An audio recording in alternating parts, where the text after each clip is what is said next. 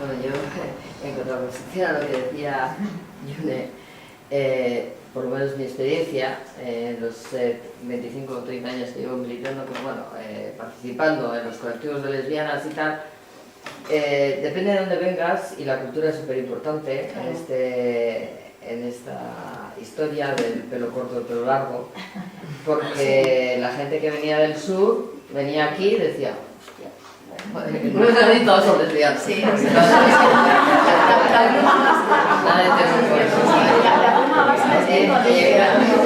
en cambio al revés, pues pasaba lo mismo. Tú ibas hacia el sur, aquí no hay bolleras por ningún sitio, estas dos con la falda y el pelo largo, ¿no? Entonces yo creo que la cultura es muy básica. Yo creo que además a mí hay una cosa que me gusta mucho, y sobre todo que la hemos ido desarrollando últimamente, y es el ser y el estar, ¿no? Entonces ahí las identidades yo creo que son básicas, nada es esencial. Yo antes, o muchos años, que también la política y cómo se vive, ¿no? O sea, de dónde sales y la sociedad en que estás, cómo te percibe y cómo te ves, pues era fundamental.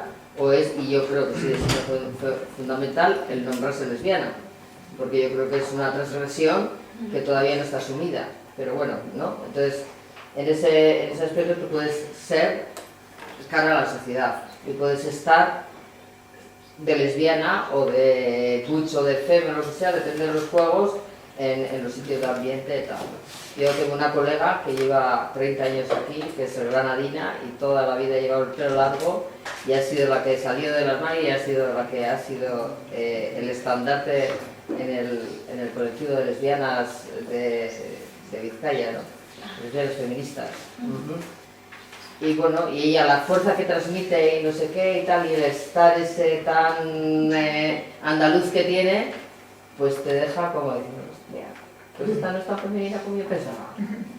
Hablando, bueno, ¿no? En la paradoja esa del feminismo con sumisión, sí, feminidad con sumisión, ¿no? Y la butch, pues todo lo contrario, ¿no? Pues yo tengo una cinta no sé qué, y luego pues es más blanda que al final queda un poco en la trayectoria, ¿no? Sí, sí. En esa, a mí lo que más me gusta es, o me gustaría llegar a la androgenia, ¿no?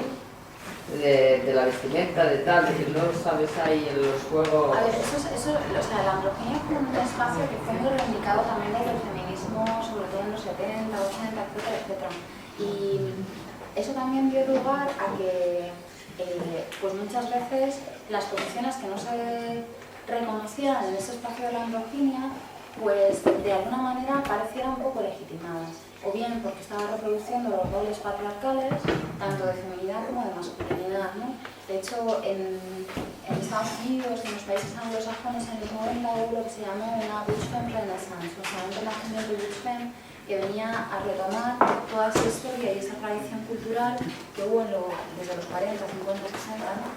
Y que pues, con el paso del feminismo había quedado relegada como algo no deseable, ¿no? Y ahí quizá pues lo que se exigía a todo el mundo es eso, ¿no? Que se comportaran como feministas adecuadamente y renunciaran a esas posiciones que se veían como más estereotipadas y que reproducían una lógica, si queréis, más de dominación. Esto ha sido también cuestionado, ¿no? Y por ejemplo, lo que os decía del test que hice de la Sandra Ben para ver esto de la masculinidad y feminidad y que tú puedas hablar con masculinidad y feminidad al mismo tiempo. Sandra Ben definía esas posiciones como de androginia, justamente, ¿no?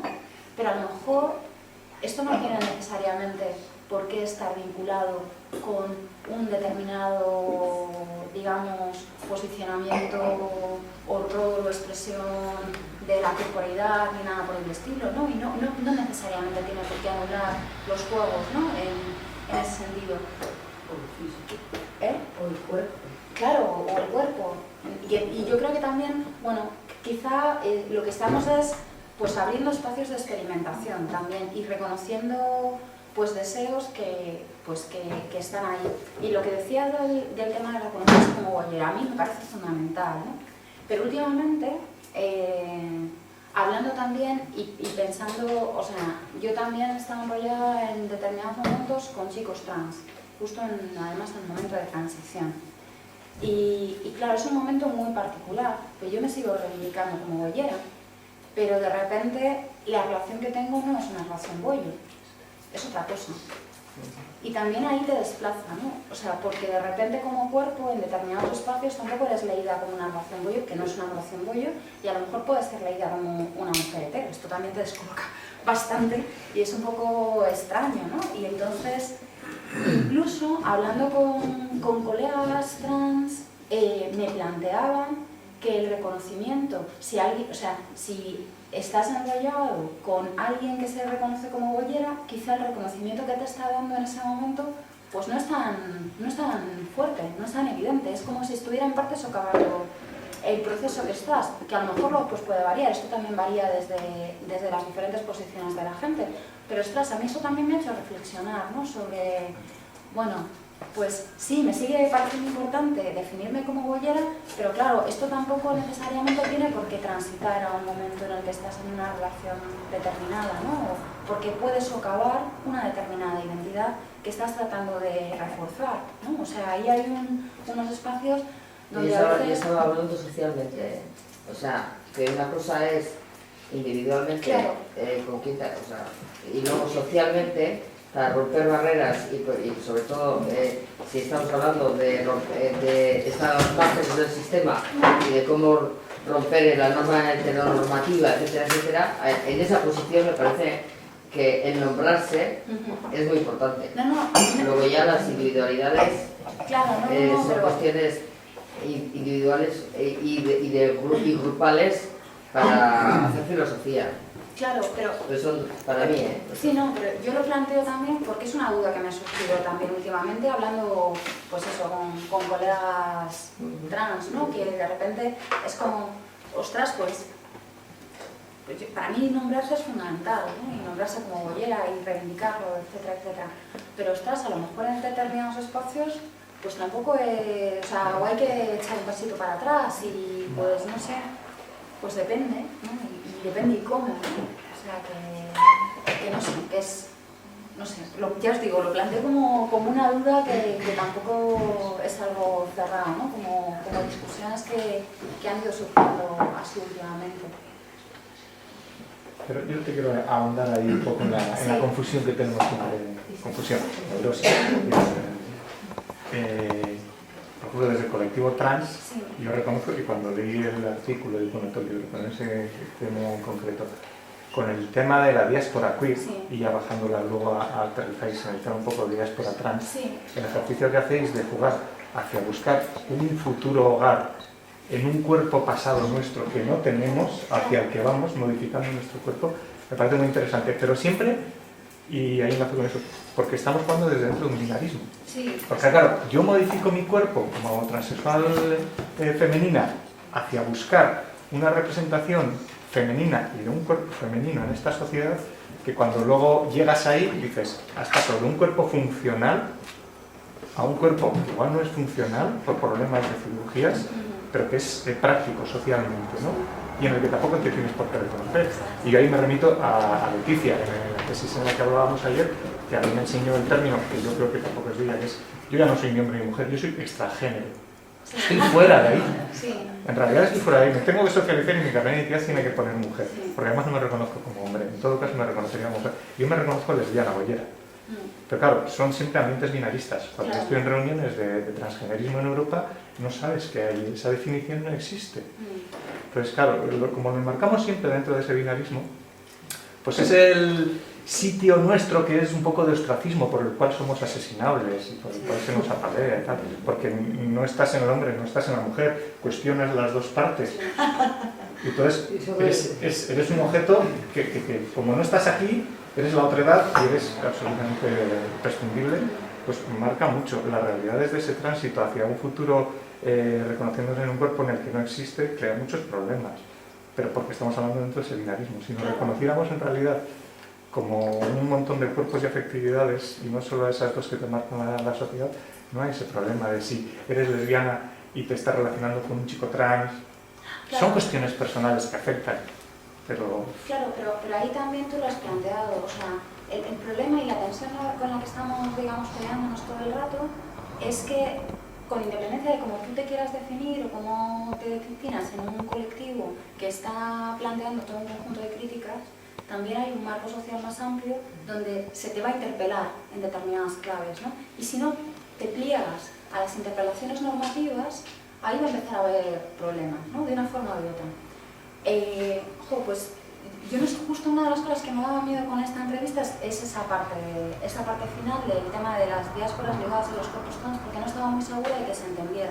Lo que pretendía salir es, bueno, tradicionalmente muchas veces en el ámbito trans, o cómo se ha leído médicamente la cuestión trans, se ha planteado la idea del género como una migración. Tenemos dos polos, varón-mujer, y entonces lo que haces es, ¡pum!, saltas de uno a otro, o saltas de un espacio al otro. Entonces, lo que no puedes quedarte es en medio, ¿no? O sea, el rollo de quedarte a medias es lo que te dicen que nasty de plástico, ¿no? Y es como si saltaras una frontera y pasaras de un lado a otro. Pero claro, ahí sí, esto está muy reforzado, ¿no? Y ha sido, pues eso, ¿no? Pero esto es una teoría médica, perdona que te turba, quiero decir, en nuestro tránsito desde las unidades de género no se reconoce a Sandra B. No. Nada. Entonces, a nosotras, como mujer transexual, nos obligan a ser mucho más femenina que cualquier mujer no transexual. Luego yo puedo recular y decir, yo no soy así, pues soy indeterminada. ¿Es pocas o soy una? A ver, yo, o sea, en la mención que he hecho al principio a los test de feminidad y masculinidad de Ternan y Mais, o sea, yo estoy con eso, porque son los que se aplican todavía hoy a las personas trans, que además son lo que tú dices. Es que yo creo que probablemente yo no pudiera pasar ese test. O sea, no sería suficientemente femenina para ser reconocida como mujer. Claramente. Y creo que si hiciéramos aquí el test mayoritariamente nos pasaría muchísimo. Pero son los espacios que... A ver, son test muy tontos. O sea, yo recuerdo que puntúa alto en feminidad, pues me gusta lavarme, y si no te gusta darte baños, puntúas alto en masculinidad. También que ideas tenemos de masculinidad. O sea, a ver, que yo lo cuento porque me parece muy gracioso, pero es que no es nada gracioso, porque esto se utiliza como elemento normativo, ¿no? De que quién queda fuera y quién queda adentro, ¿no? O sea, lo que planteas, a ver, me parecía sugerente y utilizar digamos, la crítica que se ha hecho al concepto de diáspora aplicado a la cuestión trans, precisamente por eso, porque además, o sea, muchas veces se pide, o sea, las narrativas y tal como se plantea desde el ámbito médico es demandando una especie de autenticidad, que marque una continuidad de esa autenticidad desde el principio, ¿no? Yo siempre he sido una mujer, encerrada en un cuerpo de hombre, o viceversa, ¿no? Y es como, esta verdad es desde el principio, es una esencia, he nacido así, ¿no? Y además es como, lo que se plantea es que todo el ejercicio de tránsito, las cirugías, las hormonas, lo que te va a permitir es volver a tu verdadero cuerpo, esto es, jugando con el tema de la diáspora, ¿no? Ese cuerpo que es el hogar donde eres vivible se convierte no ya en un origen que anhelas porque te has sido, sino ese espacio donde vas a ser lo que siempre fuiste. O sea, vuelves a tu origen, ¿no? O sea, hay un ejercicio ahí que me parece curioso. Entonces, a mí me resulta útil para pensar eso y para pensar cómo sobre todo cómo se ha construido, ¿no? Social, médicamente, esa idea de los tránsitos, ¿no? Y sobre todo para ver qué huecos tiene, porque hay mucha construcción, creo, mítica, ¿no? Tanto de, yo qué sé, por ejemplo, gente como Cristina Garizábal, en algunos de los textos lo cuenta, ¿no? Como uno de los problemas que hay muy serios es como que da la impresión para muchas personas trans que la posibilidad de la cirugía va a ser la respuesta a todos los problemas. Y entonces, una vez que pasas por las cirugías, todo se pospone, ¿no? La posibilidad de tener una pareja se pospone hasta que llegue la cirugía, la posibilidad de ser feliz se pospone hasta que llegue la cirugía, la posibilidad de, no, cuando llegue la cirugía ya van a resolverse todos los problemas, voy a estar en el hogar y todo ya estará bien. Pero esto no es verdad. Y lo que pasa además es que se carga tanto las tintas sobre, digamos, esas intervenciones, que al final es que ni siquiera puedes plantear que a lo mejor la cosa no ha salido como te ha gustado a ti, o qué efectos ha tenido, o sea, casi que se imposibilita la crítica, porque las expectativas son tan altas que te cierra cualquier posibilidad a hacer un cuestionamiento, ¿no? O pensar incluso que el espacio que estás buscando no necesariamente pasa por esos pasos y hacer un cambio en una determinada dirección, ¿no? O sea, no sé, o sea, me parecía que puede ser útil para pensarlo, pero con todas las comillas. O sea, a mí también esto de utilizar todo términos para definir cosas, cada vez le tengo más gatos, si queréis, ¿no? Porque es como que fetichizáramos las palabras y se convirtieran en los grandes términos. Entiendo que si son útiles y nos permiten pensar algunas cosas, estupendo, y si no, pues pum, las aparcamos y para la siguiente, ¿no? O sea, me parece más útil, ¿no? O sea, no renunciar a los términos si nos resultan útiles, pero tampoco quedarnos en ellos como si fuera la última, no sé, la última verdad o lo que fuera, ¿no? Eso. Yo de todas maneras también quería reivindicar el deseo sin ponerle género. Por supuesto, por supuesto. Yo creo que el deseo no tiene género, pues no sé. Creo que no hay que darle tantas vueltas, ¿no? O sea, que cuando deseas algo, lo deseas, no sé. Claro, pero... Yo es mi visión particular del tema. No, y me parece, por supuesto que el deseo no tiene por qué tener género, pero en ocasiones lo tiene. ¿Y cómo damos cuenta de esas particularidades? Porque sí que marcan determinado tipo de posiciones, ¿no? O sea, no tiene por qué ser así, evidentemente, pero en ocasiones puede serlo, ¿no? Y a lo mejor, claro, lo que te puedes plantear es, vale, el deseo no tiene género, ¿no? Y todos deberíamos, claro, las posiciones de género son móviles, tal, etcétera, etcétera. Pero sin embargo, a lo mejor sientes que tienes un deseo más específico que todo eso. ¿Qué pasa con eso? Ostras, estoy reproduciendo una lógica que quizá debería haber sido capaz de construirme previamente. Oye, que a lo mejor, ¿eh? Pero a lo mejor también podemos ahí estar hablando de ciertas especificidades y las complejidades que provocan, ¿no? ¿Por qué no, no? Y claro, porque no son lugares tampoco... O sea, la especificidad también te da yo qué sé, está hablando de cosas muy concretas, ¿no? O sea, por ejemplo, a mí el deseo por ese espacio de masculinidad me parece... O sea, también tiene que ver con que me parece un espacio súper potente. Y además es un espacio que tradicionalmente ha sido denigrado socialmente, ¿no? Y lo que digo, ¿no? O sea, a mí esa mezcla de vulnerabilidad y fuerza, porque es un espacio de resistencia, es un espacio de dar la cara todo el rato para que te la partan, en ocasiones, directamente, pero al mismo tiempo es un espacio vulnerable porque estás todo el rato pudiendo responder a la violencia de que te descoloquen, de que no te reconozcan, etcétera, etcétera. A mí me parece muy potente y ese doble juego me parece tan erótico, no sé por qué, o sea, tampoco, yo creo que hay cosas que son también límites, ¿no? de las cosas que a mí por lo menos me resultan pensables, ¿no? A lo mejor si hago años y años de terapia psicoanalítica, alguien llega con una teoría o una idea sobre esto, ¿no? Y piensan que a lo mejor, bueno, yo qué sé, hay algo en mi pasado oscuro que tiene que ver con que mi familia hizo no sé qué, que explica por qué, no lo sé, ¿me explico? Supongo que habrá teorías sobre esto. Pero yo no tengo explicación, ¿no? Pero sí que creo que tiene efectos, ¿no? Tiene efectos en lo cotidiano y supongo que hay cosas que puede ser interesante dar cuenta de ellas, ¿no? Por eso decía, porque de hecho las posiciones importan. Son móviles, van cambiando, dependen de las situaciones, de cómo nos reconocemos, pero tampoco creo que todas ocupen el mismo lugar y entonces como hay posiciones más privilegiadas y otras menos y hay que reconocer de eso, me parece que es importante tematizarlo porque si no se invisibiliza, ¿no? O sea, eso es lo que... desde esa tensión, que tampoco... no sé.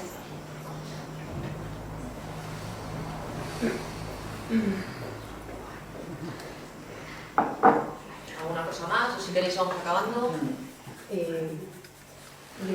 Quería comentar una cosa porque hace una semana o así estaba participando de un encuentro de mujeres de Latinoamérica. Entonces, ellas tenían una visión súper interesante sobre todo el tema que estábamos hablando, ¿no? El tema de las identidades, el tema trans, y estaban en una lucha en la que yo cuando las empecé a escuchar dije, en el fondo me he criado, yo llevo 5 años aquí, y dije, me he criado en un feminismo occidentalizado, pero anglosajona, saco. Y ellas decían que en la convocatoria estaba prohibido que entraran trans. Y a mí me pareció súper curioso. Que no podían entrar trans ni hombres. Son mujeres y lesbianas. Entonces yo les planteé en plan, ¿qué pasa? Si yo te piden un carnet, tengo que mostrar mi coño, ¿qué tengo que hacer? Pero sí que lo entendí. O sea, creo que ellas decían, aunque no lo compartan, ellas decían que al final un cuerpo de mujer es el cuerpo que está intersectado por esas diferentes expresiones, y aunque muy trans seas, y muy transgénero, muy lo que sea, no has vivido esa explotación. Entonces, o sea, ellas decían, son las mujeres del feminismo comunitario en Bolivia. Y eran... Pero igual entonces tampoco blancos, ¿no? Solo gente de color. Sí, de hecho lo dijeron. De hecho, todas las mujeres blancas que están aquí deberían salir, ¿no? Este es nuestro espacio, porque nosotras tenemos cierto tipo de... tenemos una opresión, y nuestro cuerpo de mujer indígena, bueno, de mujer originaria, es diferente a tu tipo de opresión. En algún momento nos juntaremos, pero ahora ¿no? Y es como, pues sí, es que igual yo no puedo hablar de lo mismo. O sea, fue un tema, la verdad, bastante complicado, porque, claro, fue una discusión, porque en la organización había mujeres trans, lesbianas, como, porque tú tienes más derecho que yo, ¿no? ¿Quién define cuál es la explotación o cuál es la opresión? ¿Qué define realmente qué es un cuerpo oprimido y qué no? Entonces ellas decían, pues esto, ¿no? Esto lo que ves aquí es diferente si yo me planto en un sitio con un trans chico, es diferente. Es que yo nací con esto. Hablaba mucho del territorio del cuerpo como el territorio de lucha, pero que son diferentes opresiones. De hecho, ellas reivindican, o sea, es que fue súper curioso, porque no hablan de feminismo, reivindican todo el feminismo, porque el término viene de las blancas. Lo nuestro es, transforman todas las palabras. De hecho, Latinoamérica, no le llaman Latinoamérica, sino que le llaman Abyayala, que viene a ser su propio término. Y es muy nada. Y hacer un análisis político desde su realidad, que desde luego no es la mía. Sí. Y entonces, pues yo respeto, y ellas no dejaban entrar atrás, y de hecho había en Paraguay, ¿no? había otro encuentro en Paraguay, donde por eso se escindió los encuentros de lesbianas de Latinoamérica y el Caribe. Tuvieron una excepción, porque unas eran solamente de lesbianas y otras querían... Bueno, ¿no? Entonces ahí hubo una... Claro, yo desde mi posicionamiento de lesbiana blanca y europea estoy en la posición de todavía, hoy, después de 30 años de andadura, pues tampoco me siento muy cómoda. Y entonces yo prefiero discutir con lesbianas de otros lugares y de otros ámbitos que hayan sufrido y que tengan otras visiones, que encontrarme con los señores europeos que puedan ser muy feministas, pero que todavía no los siento muy cercanos. Simplemente una puntualidad. A ver, no sé, o sea, quiero decir, este debate no es una cuestión únicamente en América Latina. En América Latina lo que ha pasado es que en este momento ha extinguido brutalmente, ¿no? ¿Hay qué, disculpa? Que ha extinguido, como tú dices, en este caso el movimiento feminista lésbico... Lésbico-feminista. Lésbico-feminista, sí. Esa fue la discusión. Sí, bueno, esto no es nuevo, quiero decir, en Estados Unidos también pasa. El Women Festival de tal, desde siempre ha prohibido la entrada a personas trans. A ver, y la idea de generar espacios de por y para mujeres, yo por ejemplo era parte de la Caracola, pero ojo, la Caracola era un espacio de por y para mujeres, hace ya tiempo que no lo es un espacio abierto, pero siempre fue transinclusivo, ¿no? En ese momento, transinclusivo, o sea, que incluía a personas trans. También ahí, porque la presencia de Juana Ramos ha sido fundamental y es una de las personas que funda el espacio de la Caracola, ¿no? Y entonces también, o sea, esto te hace cuestionarte muchísimas cosas y pensar desde otros lugares. Entonces, a ver, entiendo, yo creo que es comprensible la necesidad de un momento determinado generar espacios de lo propio. Por ejemplo, este año, en el Octubre Trans en Madrid, la Pandi Trans y otros colectivos abrieron una sesión para encontrarse gente trans de los colectivos. Y hubo gente que criticó ese espacio. ¿Por qué? Porque tenía que ser un espacio solamente de personas trans. A ver, yo entiendo que hay momentos en los que puede y debe ser necesario abrir espacios de lo propio para hablar de cosas determinadas y tal. Ahora bien, ya marcar un espacio de esa manera y plantear, o sea, entendiendo que, por supuesto, hay experiencias que pueden ser diferenciales, que tienen que ver con los cuerpos, pero ojo también, porque es que te define una vagina, es que una mujer sin vagina, y las hay, y personas inter, por ejemplo, no son mujeres apropiadamente. Para ser mujer necesitas tener la regla. ¿Qué pasa con las mujeres que son menopáusicas o que nunca han tenido una regla o lo que sea? O sea, ya sentamos en la autenticidad de los cuerpos ligado a las posiciones de feminidad y masculinidad, a mí me entra como un vértigo. Y ya no sé ni de qué estamos hablando, que me pongo un poquito nerviosa, ¿vale? Entonces, y aparte de eso, me preocupa y mucho, o sea, creo que es importante justo hablar de estas diferencias para dar cuenta de ellas, pero hacer como, o sea, espacios así grandes, que simplemente por el hecho de ser mujeres ya sabemos de lo que estamos hablando y como si todas las opresiones de las que damos cuenta fueran iguales, también me pone bastante de los nervios, porque creo que no es así. Y además, por ejemplo, en el caso concreto de las personas trans, tanto trans tíos como trans tías, o sea, no reconocer las violencias, etcétera, etcétera, que están sometidas también por las mujeres en muchas ocasiones, me parece que es también muy problemático, sinceramente, ¿no? Vaya, o sea, yo creo que es un proceso que se está viviendo, o sea, pero son, no, o son sea, cuestiones de... O sea, tú no le vas a pedir a las... No, yo creo que sea Tú no eso, le vas porque- a pedir a las mujeres temporeras que se planteen el tema también, no, pues no. Pero a ver, o sea, Yo creo que yo estoy totalmente de acuerdo contigo, Pero- totalmente de acuerdo y he participado siempre con toda esta tendencia y he apoyado y estoy totalmente de acuerdo. Pero creo que es respetable y que es un momento y un proceso pues ojo también que con- ya lo irán viviendo. Cuidado con los modelos paternalistas, porque son enormemente colonizadores, ¿vale? O sea, y perdonad que entre un poquito ahí fuerte, pero es que me pone muy nerviosa. Quiero decir, América Latina tiene una tradición feminista y lésbica muy importante, que ha tenido un proceso en el que en muchas ocasiones ha ido muy por delante de lo que se ha hecho aquí en España, entre otras cosas, en el Estado español, o lo que sea, ¿vale? O sea, como muy claramente. Entonces, marcar posiciones tiene que ver con efectivamente marcar posiciones, que sí que bueno, tiene que ver con un momento político X, B o Z, pero las decisiones que se toman tienen implicaciones. El hecho de que se haya producido esa escisión, lo que está marcando es que hay un conflicto muy fuerte. No es que necesiten un proceso, no, es que están tomando una posición que tiene unos efectos. Pero yo creo que yo lo vi como la necesidad de un agenciamiento en ese momento. O sea, así lo viví Pero ¿cómo se yo. construye? Pero a mí también me preocupa y creo que desde el feminismo una de las cuestiones que deberíamos plantear, o sea, a mí me parece que hablar de privilegios y vulnerabilidades es fundamental, es porque creo que necesitamos ser conscientes de nuestros privilegios y de nuestras vulnerabilidades, además diferenciales, para poder establecer alianzas.